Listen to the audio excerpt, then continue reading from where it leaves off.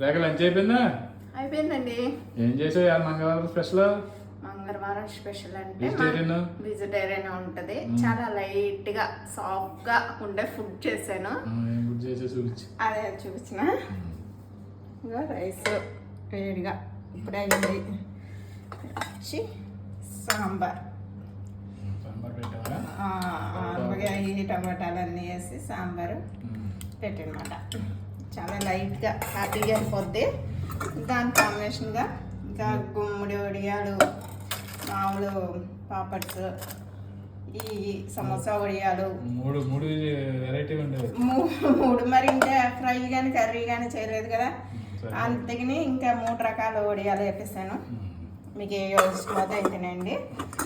పొద్దున్న కాసి తోడు పెట్టిన పెరుగు కూడా తోడిపోయింది. కమ్మటి పెరుగు సరిపోతుంది.